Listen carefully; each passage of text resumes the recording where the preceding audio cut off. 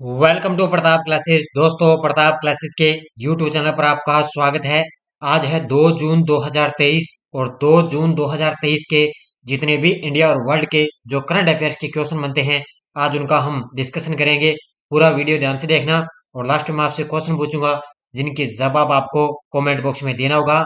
आज अपने पढ़ेंगे भारत की अर्थव्यवस्था ने जनवरी मार्च तिमाही में जीडीपी वृद्धि दर, 1 जून से भारत यूरोपीय संघ कनेक्टिविटी सम्मेलन और 13वां हॉकी इंडिया सब जूनियर पुरुष राष्ट्रीय चैंपियनशिप का खिताब किसने जीता, इनकी आज हम चर्चा करेंगे।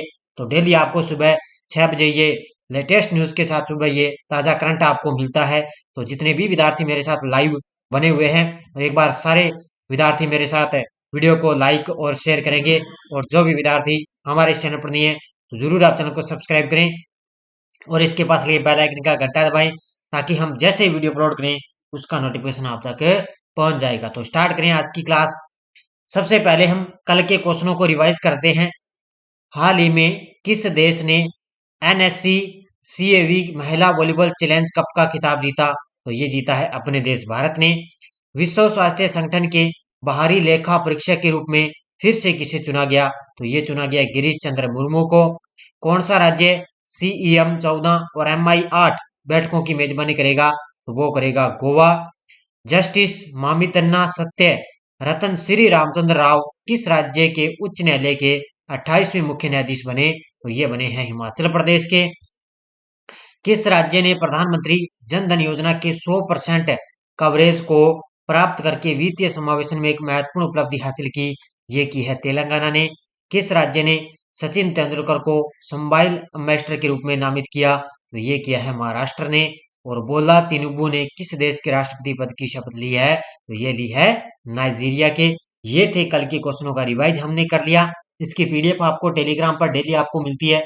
वीडियो के डिस्क्रिप्शन में टेलीग्राम का लिंक दिया हुआ है, वहां जाकर आप जाकर इसकी पीडीएफ आप डाउनलोड कर सकते हो। और कल मैंने शाम को 6 बजे मैंने क्लास दी थी, एक पूरे मई महीने की निचोड़ मैंने एक को आपको क्लास दे दी है। ठीक है, यानी कि पूरे मई मंथ की मैंने क्लास दे दी है शानदार तरीके से।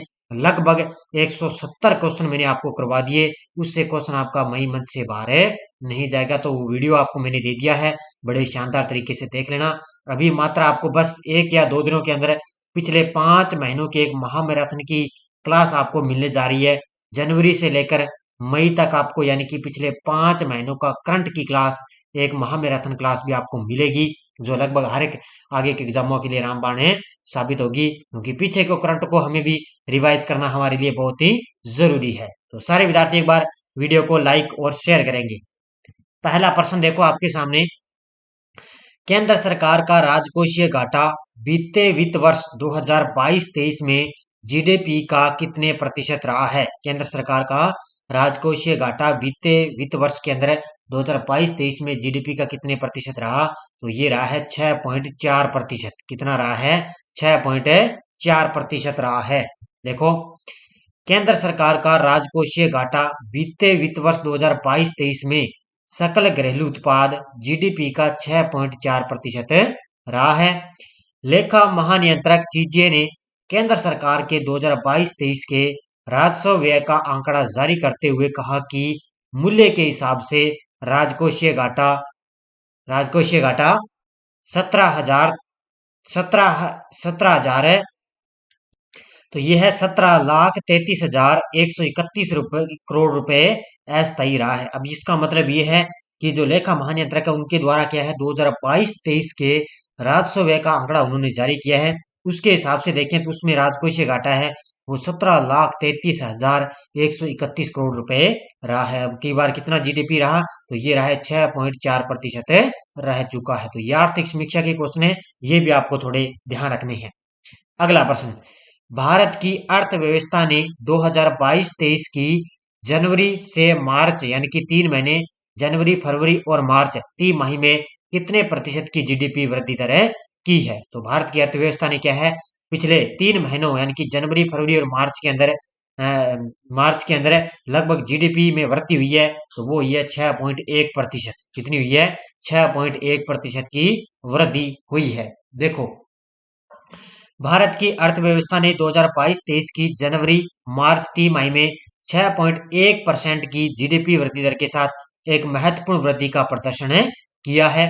मुख्य रूप से कृषि, विनिर्माण, खनन और विनिर्माण क्षेत्रों में बेहतर प्रदर्शन से प्रेरित इस वृद्धि ने 7.2% की वार्षिक वृद्धि दर में योगदान दिया। यानी कि सबसे ज्यादा क्या है, कृषि के क्षेत्र में, विनिर्माण, खनन के क्षेत्र में क्या है, सबसे ज्यादा जीडीपी का विकास हुआ है, जीडीपी की वृद्धि हुई है।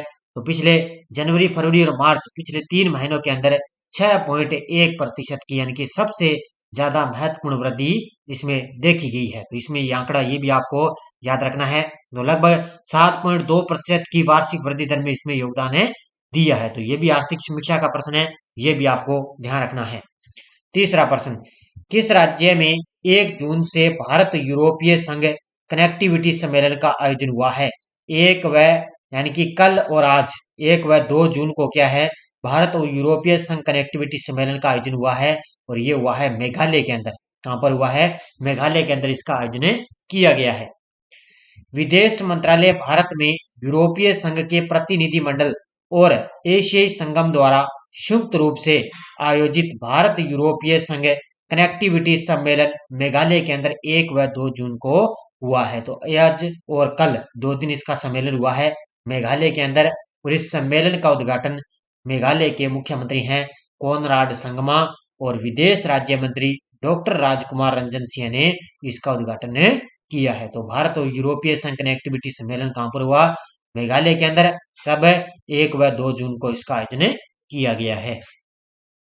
चौथा प्रश्न, स्थानीय मुद्रा व्यापार और यूक्रेन रूस संघर्ष पर शांति योजना के लिए ब्रिक्स संघ की बैठक कहां हुई है?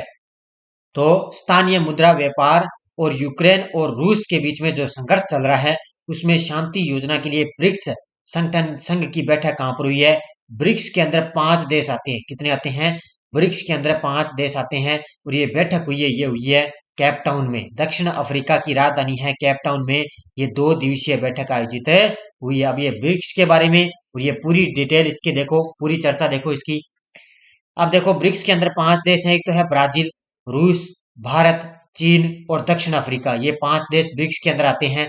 ठीक है। इसके विदेश मंत्री स्थानीय मुद्रा व्यापार और रूस और यूक्रेन के बीच चल रहे संघर्ष के लिए शांति योजना सहित विभिन्न मुद्दों पर चर्चा करने के लिए केप टाउन में 2 दिवसीय बैठक आयोजित हुई है। कहां पर है? दक्षिण अफ्रीका की राजधानी है केप टाउन, वहां पर है।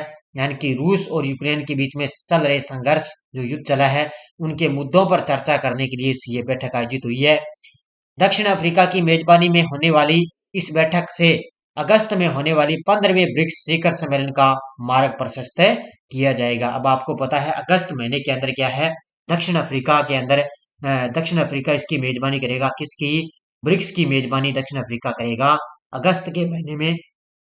अगस्त के महीने में क्या है, 15वें ब्रिक्स सम्मेलन की मेजबानी कौन करेगा? दक्षिण अफ्रीका करेगा। तो अब की बार ये 15वां ब्रिक्स सम्मेलन आयोजित किया जाएगा। तो ये आपको ध्यान रखना, 5 देश इसके अंदर शामिल होते हैं। नेक्स्ट देखो, किस राज्य ने 13वां हॉकी इंडिया सब जूनियर पुरुष राष्ट्रीय चैंपियनशिप का खिताब जीता है? किस राज्य ने 13वां हॉकी इंडिया सब जूनियर पुरुष राष्ट्रीय चैंपियनशिप खिताब जीता? ये जीता है उत्तर प्रदेश ने। उत्तर प्रदेश ने किसको हराया? उड़ीसा को हराकर ये खिताब जीता। किसको हराया? उड़ीसा को हराकर खिताब जीता है। देखो, उत्तर प्रदेश ने उड़ीसा के प्रतिष्ठित बिरसा मुंडा हॉकी स्टेडियम में सब जूनियर चैंपियनशिप में हॉकी के फाइनल में उड़ीसा हॉकी संघ को हराकर, किसको हराया? उड़ीसा हॉकी संघ को हराकर 13वीं बार हॉकी इंडिया सब जूनियर पुरुष राष्ट्रीय चैंपियनशिप का खिताब जीता है। इसी बीच में हरियाणा ने मध्य प्रदेश को हराकर इस प्रतियोगिता में तीसरा स्थान प्राप्त किया है। तो पहले स्थान पे उत्तर प्रदेश ने जीत लिया और दूसरे स्थान पर उड़ीसा है, और उसके बाद में हरियाणा ने मध्य प्रदेश को हराकर तीसरा स्थान हासिल किया है। अगला प्रश्न, किस राज्य सरकार ने नमो शेतकारी महासमन योजना शुरू की है? कौन सी ऐसी राज्य सरकार है जिसने नमो शेतकारी महासमन योजना शुरू की है? ये की है महाराष्ट्र की सरकार है। कौन सी?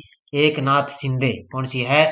महाराष्ट्र की सरकार है, एकनाथ शिंदे ने नमो शेतकारी महासमन योजना शुरू की है। अब ये योजना का मतलब क्या है देखो, महाराष्ट्र सरकार ने राज्य में किसानों को सहायता प्रदान करने के लिए उद्देश्य से एक नई वित्तीय योजना शुरू की है। यानी कि महाराष्ट्र सरकार ने क्या है, किसानों को सहायता प्रदान करने के लिए योजना शुरू की है। मुख्यमंत्री एकनाथ शिंदे की अध्यक्षता में हुई मंत्रिमंडल की बैठक के अंदर नमो शेतकरी महासम्मान योजना उन्होंने शुरू की है और ये किसानों को सहायता प्रदान करने के लिए उन्होंने योजना शुरू की है। अगला क्वेश्चन, हाल ही में solar energy corporation of India limited के प्रबंध निदेशक का पदभार किसने संभाला है? हाल ही में solar energy corporation of India limited के प्रबंध निदेशक का पदभार संभाला है अजय यादव ने। किसने संभाला है? अजय यादव ने पदभार संभाला है। देखो, अजय यादव ने solar energy corporation of India limited SECL, ये याद रखना है, SECL के प्रबंध निदेशक का पदभार संभाल लिया है।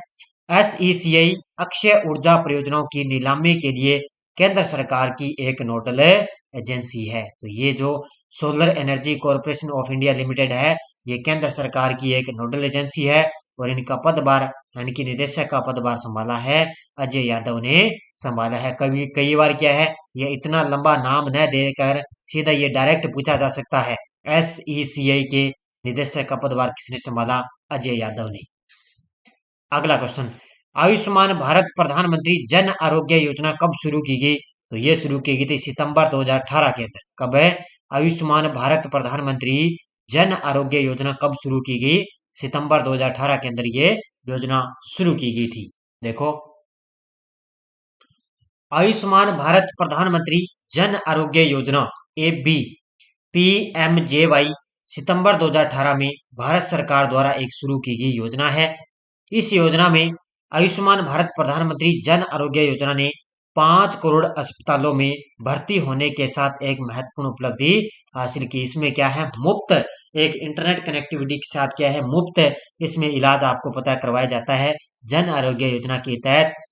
वर्तमान के अंदर दिल्ली, उड़ीसा और पश्चिम बंगाल को छोड़कर 33 राज्यों और केंद्र शासित प्रदेशों में लागू है। यानी कि एक तो दिल्ली को छोड़ दिया, एक उड़ीसा और पश्चिम बंगाल, इन तीनों को छोड़कर 33 राज्यों और केंद्र शासित प्रदेशों में ये लागू है। ठीक है, 33 राज्यों और 33 राज्यों मतलब इसके साथ में केंद्र शासित प्रदेश ऐड कर लिए हैं, तो इनके अंदर इनमें ये योजना लागू है और योजना का लाभ बहुत सारे जो है जनता को मिल रहा है और लगभग 5 करोड़ अस्पतालों में भर्ती होने का साथ एक महत्वपूर्ण उपलब्धि भी हासिल की है। शुरुआत कब हुई? सितंबर 2018 के अंदर इसकी शुरुआत हुई थी। PDF आपको टेलीग्राम पर मिल जाती है। वीडियो के डिस्क्रिप्शन में टेलीग्राम का लिंक है। हमारी कोई सूचना, कोई भी लिंक, कोई हमारी कट ऑफ है, कोई भी सूचना है, कोई भी नोटिफिकेशन है, वो आपको सब टेलीग्राम पर मिलता है। या टेलीग्राम पे आप जाओगे तो वहाँ पे प्रताप क्लासेस सर्च करोगे तो टेलीग्राम ग्रुप को ज्वाइन करें। लगभग 10,200 प्लस हमारे साथ विद्यार्थी जुड़े हुए हैं बड़े शानदार तरीके से, और इसकी PDF है वो शाम तक आपको टेलीग्राम पर मिल जाती है। पिछले वीडियो क्वेश्चन क्या था, किस लेखक को देश का सर्वोच्च साहित्य सम्मान 57वां ज्ञानपीठ पुरस्कार से सम्मानित किया गया? ये किया गया दामोदर मोजो को। ये है केरल के लेखक और बहुत सारे विद्यार्थी ने शानदार तरीके से जवाब दिए, उन सभी को हार्दिक शुभकामनाएं। और जिस भी विद्यार्थी ने हमारी PDF लेनी है, मई मंथ की मैंने राजस्थान और करंट अफेयर्स की PDF, ठीक है, इंडिया और करंट की PDF, मैंने दोनों की PDF है वो ऐप के अंदर डलवा दी है। जिस भी विद्यार्थी ने सूचना सहायक भर्ती का जो ले रखा है उसके अंदर मैंने डलवा दी है। तो इसके लिए आपको 8239355343 इस नंबर पे पेटीएम फोन पे की सुविधा है। इस पे फोन पे करके 10 रुपये आपको चार्ज लगेगा। आपको राजस्थान और इंडिया दोनों की करंट अफेयर्स की PDF आपको मिल जाएगी। ठीक है, इस पे आप व्हाट्सएप कॉन्टेक्ट कर सकते हो। पशुपालन और मत्स्य पालन विभाग में किस शहर को स्कोच सिल्वर अवार्ड 2023 मिला? चंडीगढ़, नई दिल्ली, हैदराबाद, बेंगलुरु। इसका जवाब आपको कमेंट बॉक्स में देना है। तो सारे विद्यार्थी जाते जाते वीडियो को लाइक शेयर करते रहना, निरंतर आपको क्लास मिलती रहेगी। और ये भी हमारी ऑल एग्जाम करंट अफेयर्स की टेस्ट सीरीज चल रही है अभी, इंडिया वर्ल्ड करंट अफेयर्स। आपको इसमें जनवरी 2023 से दिसंबर 2023 तक पूरा आपको साल का करंट मिलेगा। 1 साल की वैलिडिटी है, पूरे तथ्य के साथ, पूरे फैक्ट के साथ भी आपको यहाँ पे PDF फ्री मिल रही है। बहुत कुछ आपको ऐप के अंदर मिल रहा है। और ये सूचना सहायक वाली भी टेस्ट सीरीज चल रही है, अंतर्राष्ट्रीय, राष्ट्रीय, राजस्थान करंट है।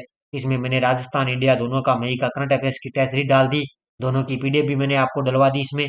ठीक है, तो ये भी आप जरूर है ज्वाइन कर सकते हो। तो सारे विद्यार्थी एक बार वीडियो को जाते जाते लाइक शेयर करते रहना। धन्यवाद। जय हिंद, जय भारत।